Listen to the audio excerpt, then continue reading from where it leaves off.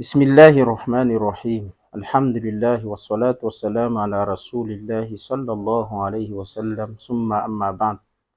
Assalamu alaikum warahmatullahi wabarakatuh.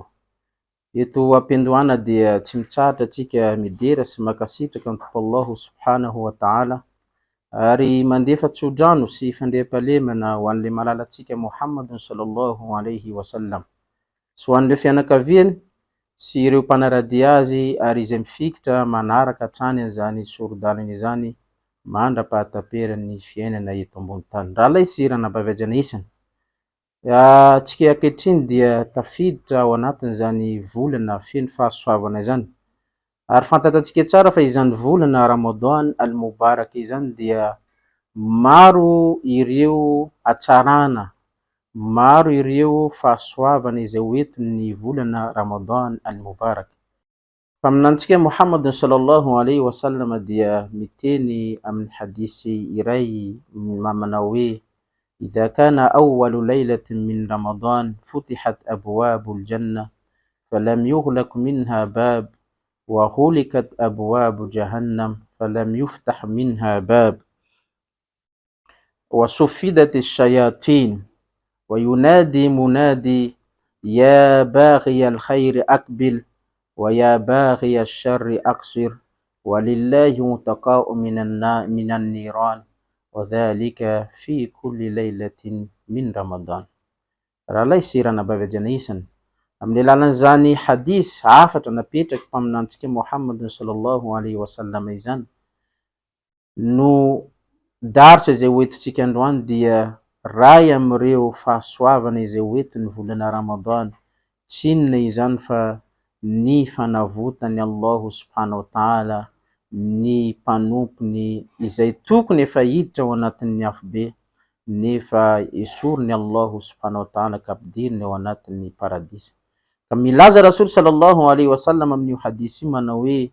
rehefa tonga ozy ny voalohany na aliny zany volana Ramadan izany, de sokafany Allahu subhanahu wa ta'ala avokoa ny varavaran'ny paradisa ka tsy misy ray amin'ireo varavaranareo mikatona, ary afodiny Allahu subhanahu wa ta'ala ny varavaran'ny afobe, tsy misy ray amin'ireo varavaran'ny afobe ireo misokatra,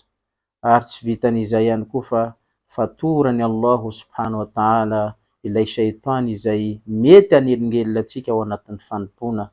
De miteny amizay Rasul sallallahu alayhi wasallam, misy mpiantso izy mamfeo manakoako miteny manao hoe ya baghiya al-khairi aqbil, renao izay mpanao asa soa, manantona ianao, miazakeza ianao, wa ya baghiya ash-sharri aqsir, ary ianao izay tia milomana ao anatin'izany fanaovana fahotana izany, atsaharo ajanony ny fanaovana fahotana satria efa tafiditra ao anatin'izany volana feno fahasoavana izany. Après an'izay Rasul sallallahu alayhi wasallam miteny manao hoe walillahi mutaqa'u minan nar wa dhalika fi kulli laylatin min Ramadan, ary Allahu subhanahu wa ta'ala dia mamototra andian'olona maro rehefa tonga izany volana Ramadan izany, indrindrandrindra isaky ny alina ny volana Ramadan al-Mubarak. Raha lay sy ranabavy isany, ity volana feno fahasoavana ity dia volana occasion, cadeau lehibe nomeny Allahu subhanahu wa ta'ala atsika mpanaraka amin'ny finoana Islam, fanomezana lehibe nomeny Tompo Allahu subhanahu wa ta'ala atsika izay mifikitra ao anatin'izany finoana Islam izany, satria tsika rehetra io hainy Allahu subhanahu wa ta'ala fa nandritra n'izany taona ray izany, de maro amitsika no nanao karazana fahotana, ka tonga ny volana Ramadan nomeny Allahu subhanahu wa ta'ala atsika hadiyatun minas sama, izany dia cadeau lehibe avy any an-danitra avy amin'ny Tompo Allahu subhanahu wa ta'ala, andeha mafa ny fahotantsika no sady anafaka atsika ao anatin'izany afobe mamayvay izany. Raha lay sy ranabavy isany, tompontsika Allahu subhanahu wa ta'ala ao amin'ny surat Al-Imran miteny manao hoe A'udhu billahi minash shaitani rajim, bismillahir rahmanir rahim, faman zuhziha 'anil nar wa udkhila al-jannata faqad faz wa mal hayatud dunya illa mata'ul ghurur. Ka izay navotany Allahu subhanahu wa ta'ala nafany Allahu subhanahu wa ta'ala am'izany afobe izany, ary avy eo izy nampidiriny ao anatin'ny paradisa. De izany olona izany ambarany Allahu subhanahu wa ta'ala no tena sambatra sy izany n'olona afaka indrindra no sady sambatra eto ambony tany. Rahalahy sy ranabavy ajanisa, ka tsika hianara-roatra mandritra nyty volana feno fahasoavana volana Ramadan ity.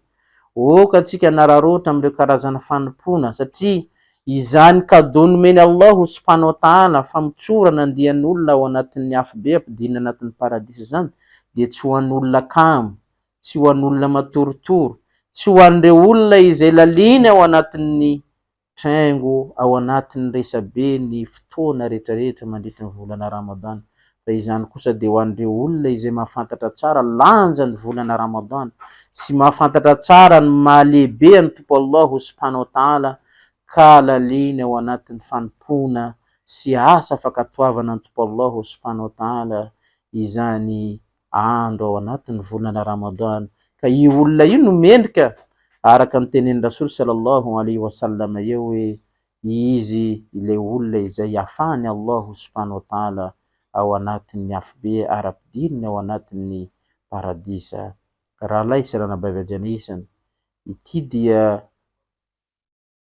hadia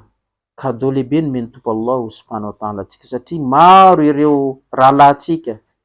ranabavitsika, ray aman-drenitsika izay niarany eny tamitsika nanao fifehezana tamy taona lasa, nefa ankehitriny reo olona reo dia efa tsy miaraka amitsika. Ka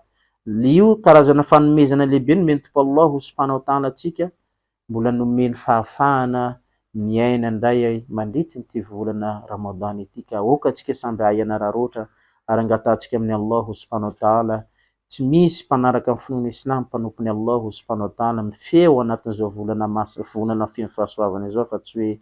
afahany Allahu subhanahu wa ta'ala am'izany afobe zany izy ary ampidiriny ao anatin'ny paradisa. Engany Allahu subhanahu wa ta'ala mietsika an'izany fahasoavana izany. Wa aqulu qawli hadha wa astaghfirullah li wa lakum wa jazakumullahu khairan. Wassalamu alaikum wa rahmatullahi wa barakatuh.